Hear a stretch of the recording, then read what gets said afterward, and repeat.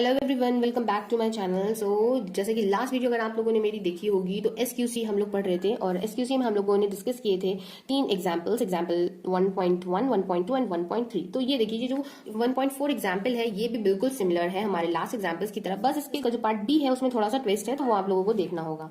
तो देखिए ये जो एग्जाम्पल 1.4 है ये क्या कहता है, the following are the mean and the range of 20 samples of size 5।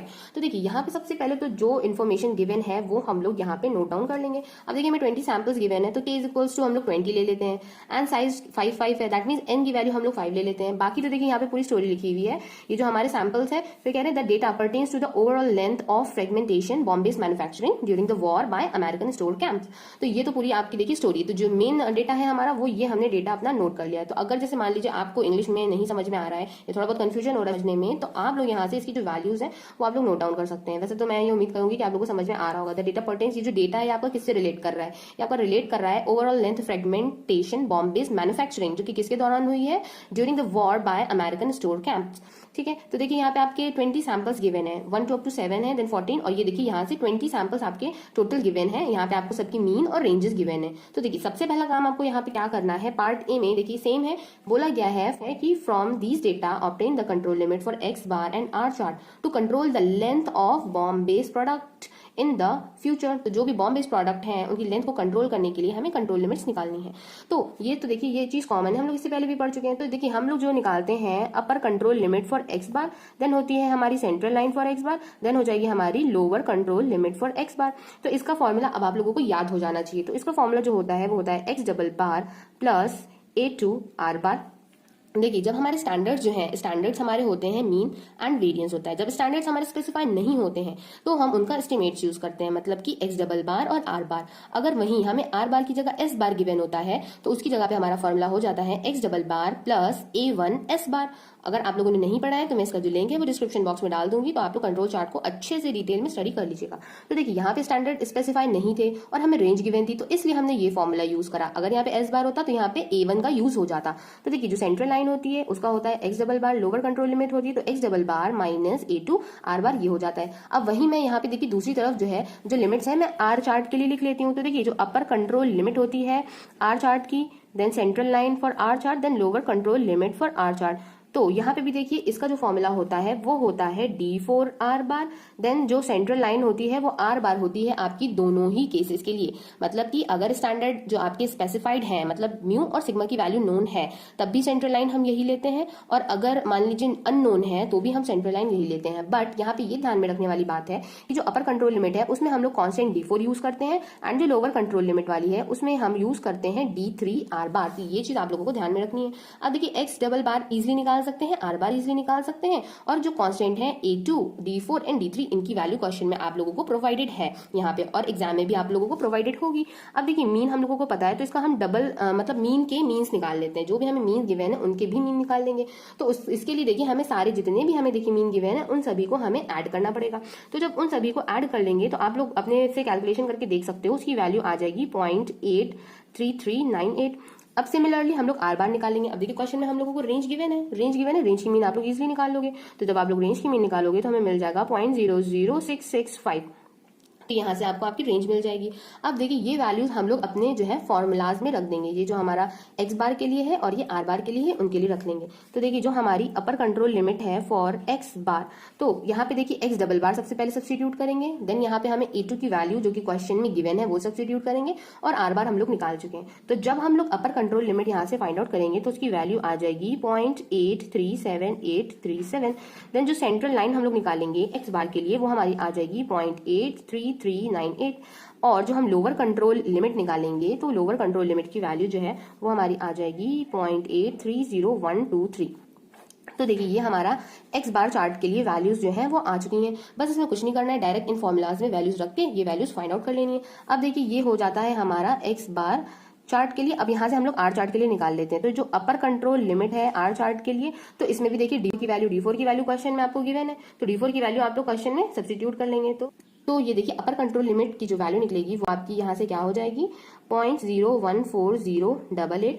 अब आप लोग जब इसकी सेंट्रल लाइन निकालेंगे आर चार्ट के लिए तो वो आपकी आर बार के इक्वल हो जाएगी और उसकी वैल्यू आ जाएगी 0.00665। देन जब आप लोग लोअर कंट्रोल लिमिट निकालोगे फॉर आर चार्ट तो उसकी वैल्यू आ जाएगी 0, बिकॉज D3 जो है उसकी वैल्यू आपको 0 गिवन होगी। अगर देखिए आपके पास यहाँ पे कांस्टेंट की वैल्यूज ना गिवन हो तो इसका मतलब आपको चैप्टर के पीछे जो है इसके पीछे एक चार्ट गिवन है, तो उस चार्ट से आप लोग इसकी वैल्यू देख के नोट डाउन कर सकते हो। तो ये देखिए यहाँ से ये हो जाती है, ये लिमिट्स हमने दोनों की फाइंड आउट कर ली है। अब देखिए चाहिए तो आप लोग इसके लिए चार्ट ड्रॉ कर लीजिए। अगर चार्ट आपको ड्रॉ नहीं करना है तो सिंपल इंस्पेक्शन से भी आप लोग बता सकते हो कि कौन सा पॉइंट आपका जो है लिमिट के बाहर जा रहा है। तो यहाँ से आप लोग देख सकते हो कि जो सब ग्रुप 11 है, तो 11 सब ग्रुप में आप देख रहे हैं कि जो मीन है आपका वो आपका क्या हो रहा है 0.8380 आ रहा है। एंड जो 17 सब ग्रुप है उसका भी देख रहे हैं आप लोग कि जो मीन है वो आपका आउटसाइड जा रहा है कंट्रोल लिमिट के। तो इसका मतलब ये 2 पॉइंट आपके कंट्रोल लिमिट के बाहर जा रहे हैं, तो इसका मतलब हमें रिवाइज कंट्रोल लिमिट बनानी पड़ेगी। तो रिवाइज कंट्रोल लिमिट मैंने आपको ऑलरेडी बताया था। अब मान लीजिए रिवाइज कंट्रोल लिमिट बनानी है तो उसके लिए हमको x डबल बार रिवाइज चाहिए तो आप लोग यहाँ पे स्मॉल r लिख सकते हैं या फिर आप यहाँ पे डैश लगा लिए, तो इससे आपको पता चल जाएगा कि आप लोग रिवाइज निकाल रहे हैं। तो देखिए इसके लिए हमें क्या करना पड़ता है, जो सबसे पहले हमने समेशन किया था मतलब समेशन x बार i, तो इसका फॉर्मूला क्या होता है, इसका फॉर्मूला होता है summation over i x bar i upon 20, total 20 sample से। तो इसका जो सम था हमारा वो क्या था, इसका सम था हमारा 16.6796 था अपॉन, अब देखिए हमारे जो सैंपल सब ग्रुप्स थे 11 एंड 17 के करस्पॉन्ड, तो 11 के करस्पॉन्ड देखिए मीन क्या था हमारा 0.8380, देन माइनस उसके बाद 17 के करस्पॉन्ड आप लोग देख रहे हैं क्या था मीन हमारा 0.8282 ये था। तो देखिए ये दोनों ही पॉइंट हमारे क्या थे, लिमिट से बाहर जा रहे थे, तो हमने इन दोनों को सब्ट्रैक्ट कर दिया। तो 2 सैंपल सब ग्रुप्स जो थे वो हमारे चले गए हैं। इसका मतलब अब 20 में से 2 सब्ट्रैक्ट हो गए तो कितने बचे, तो टोटल बचे हैं 18। तो अब जब हम इस चीज का कैलकुलेशन करेंगे तो जो रिवाइज्ड x बार आया हमारा वो आया 0.834077। ये कैलकुलेशन आप लोग खुद से करिएगा। अब देखिए ये निकल आया। अब यहाँ से हम लोगों को r बार भी तो रिवाइज निकालना पड़ेगा। तो देखिए r बार, तो देखिए अब r बार हम लोग रिवाइज निकालेंगे तो देखिए आर बार जो है, आर बार निकालने का भी फॉर्मूला हमारा क्या होता है, वो होता है हमारा समेशन ओवर आई आर आई। ये समेशन आपका 1 से 20 तक जाएगा, देन अपॉन में 20। तो यहाँ से देखिए ये जो वैल्यू थी हमारी, ये वैल्यू हमारी जो भी आएगी उनमें से हम पॉइंट जो हमारे बाउंड्री से आउट जा रहे हैं उनको हम लोग सब्ट्रैक्ट कर देंगे। तो जैसे हम लोगों ने ये कराया सेम प्रोसीजर हम लोग यहाँ पे भी ऑपरेट करेंगे। तो यहाँ पे जब ऑपरेट करेंगे तो उसका वैल्यू आ जाएगी हमारी 0.121 अपॉन, अब देखिए पहले ये तो मैंने आपको स्टार्टिंग में बताया, मतलब होता तो ऐसे है, तो ये आप लोग इसके इक्वल मत समझिएगा, बिकॉज यहाँ पे देखिए ये तो मैंने आपको सिर्फ एक एग्जांपल के लिए बताया है। यहाँ पे आप लोग निकाल रहे हैं रिवाइज्ड, ठीक है, तो ये रिवाइज यहाँ पे निकाली, इसीलिए यहाँ पे देखिए सब्ट्रैक्ट हो गया। आप लोग ये मत समझिएगा कि पहले 20 रख दिया उसके बाद 18 हो गया, ये कैसे हो गया। तो देखिए ये चीज तो मैंने समझाने के लिए बताई थी कि स्टार्टिंग में होता ऐसे है, देन जो यहाँ पे सम आता है सारी ही रेंजेस का, तो उनमें से हम लोग वो पॉइंट सब्ट्रैक्ट कर देते हैं जो कि कंट्रोल लिमिट के बाहर जा रहे होते हैं। देन अब देखिए जब आपने वो 2 पॉइंट सब्ट्रैक्ट किए हैं, इसका मतलब ये है कि नीचे से भी तो आपके सैंपल्स जो है वो कम हो गए, तो इसका मतलब यहाँ से भी आपको 2 सब्ट्रैक्ट करना पड़ेगा। और यहाँ से कोई भी 2 वैल्यूज है, मान लीजिए कोई भी वो वैल्यू हो सकती है, C1 मैंने कांस्टेंट की तरह ले लिया और C2 कांस्टेंट की तरह, तो वो दोनों हो जाएंगी सब्ट्रैक्ट यहाँ से। तो यहाँ से आपका बचेगा टोटल 18। जब आप लोग टोटल इसको सॉल्व कर लोगे तो वो आ जाएगा 0.00672। अब देखिए मैं ये फॉलो कर रही हूँ applied statistics of Gupta and Kapoor, तो वो डायरेक्टली आप लोग फॉलो करके अपनी बुक खोल के भी एग्जाम्पल जो है ये समझ सकते हो, इजिली आप लोगों को समझ में आ जाएगा। तो देखिए दोनों ही x bar, x double bar and r bar revise हम लोगों ने फाइंड कर लिया है। तो इसको फाइंड करने के बाद अब अगेन हम लोग जो फॉर्मुलाज हैं upper control limit, central limit and lower control limits के जो फॉर्मुलाज हैं उनमें हम लोग इनकी वैल्यूज को सब्स्टिट्यूट कर देंगे। सिमिलरली आर चार्ट के लिए जो कंट्रोल लिमिट्स है उसमें भी हम लोग वैल्यूज को सब्स्टिट्यूट कर देंगे और फाइनल जो लिमिट्स आएगी हमारी, फिर हम लोग चेक करेंगे कि क्या कोई भी पॉइंट आउट ऑफ कंट्रोल जा रहा है या नहीं जा रहा है। तो आर चार्ट के लिए देखिए सबसे पहले मैं आपको बताती हूँ एक्स बार चार्ट के लिए। तो जो एक्स बार चार्ट के लिए तो देखिए सबसे पहले तो यहाँ पे रखेंगे मॉडिफाइड लिमिट, देन यहाँ पे हो जाएगा आपका प्लस A2 R बार डैश। तो ये आपकी कौन सी, ये है आपकी अपर कंट्रोल लिमिट। तो ये यहाँ पे ऐसे, ठीक है, मैंने थोड़ा सा इधर लिख दिया है। अब देखिए इसको जब आप लोग सॉल्व करोगे तो इसकी जो फाइनल वैल्यू है वो आपकी आ जाएगी 0.837975। देन अब देखिए यहाँ से लोअर कंट्रोल लिमिट जब आप लोग निकालोगे तो लोअर कंट्रोल लिमिट आप लोगों को पता है यहाँ पे बीच में हो जाता है माइनस, तो आप लोग माइनस करके लिख लीजिएगा और सॉल्व कर लीजिएगा, तो हो जाएगा 0.831179। तो यहाँ से देखिए ये आ गई हमारी upper control limit, lower control limit for X bar, और ये आ गई है हमारी सेंट्रल लाइन। तो सेंट्रल लाइन की वैल्यू ये हो जाती है। सो देखिए मैं यहाँ पे आपको एक पॉइंट बता दूं जो कि मैंने मिस कर दिया है। तो देखिए यहाँ पे जो हम लोगों ने आर बार रिवाइज निकाला है वो हम लोगों ने निकाला है एक्स बार चार्ट के लिए। क्यों? क्योंकि एक्स बार चार्ट में आप लोग यहाँ से देख सकते हैं, यहाँ से एक्स बार चार्ट की जो लिमिट्स होती है उनमें आर बार का यूज होता है, इसीलिए हम लोगों ने सेम देखिए यूनिट्स जो कि सैंपल नंबर 15 एंड 11 के करस्पॉन्ड जो वैल्यूज थी उनको ही हमने सब्ट्रैक्ट करा है, इसीलिए यहाँ से भी देखिए 2 यूनिट सब्ट्रैक्ट हुए और नीचे यहाँ से भी 2 यूनिट सब्ट्रैक्ट हुए। तो ये हमारा आया था आर बार जो हम लोगों ने निकाला था, ये हमारा एक्स बार चार्ट के लिए था। अब अगर देखिए हम लोग बात करें अगर आर बार चार्ट के लिए, तो हम लोग देखिए आर बार चार्ट के लिए अगर देखें तो अगर आप लोग इसकी कंट्रोल लिमिट्स को देखोगे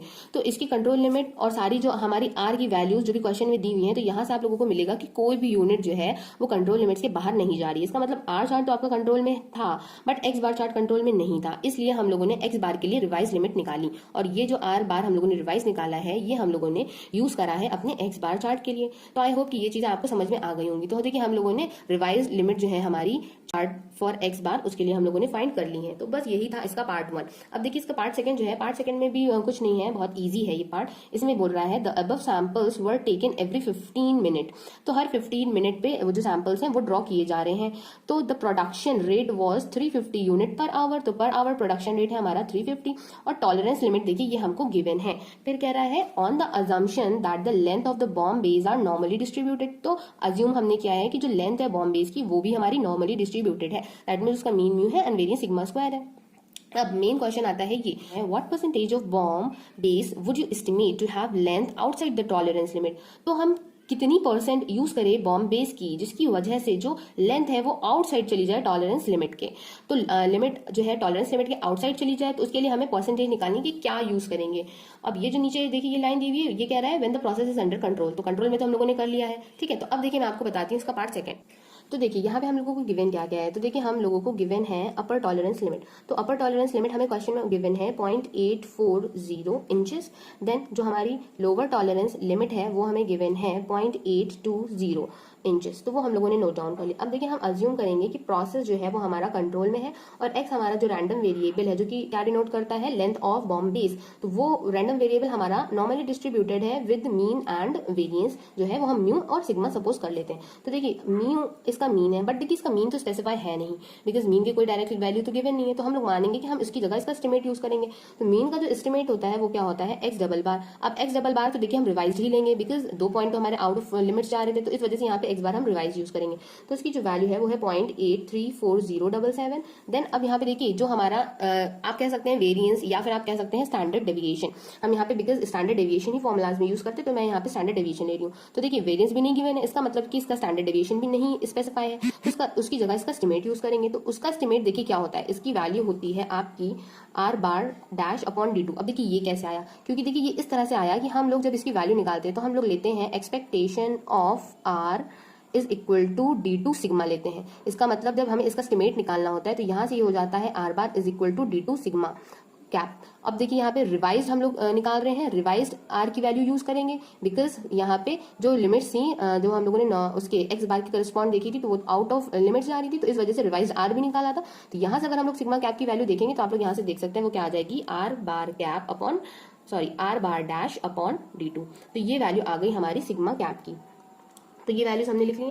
अब देखिए यहाँ से हमें प्रोपोर्शन बताना था, तो प्रोपोर्शन बताने के लिए हम लोग मान लेंगे कि P जो है ये स्मॉल p जो है ये प्रोपोर्शन है जिसकी वैल्यू हम लोग क्या मानेंगे कि P जो है वो क्या कर रहा है light outside the tolerance limit. अगर हम लोग ये कंडीशन यहाँ पे लेते हैं तो P प्रोबेबिलिटी लेंगे x lies outside the tolerance limit.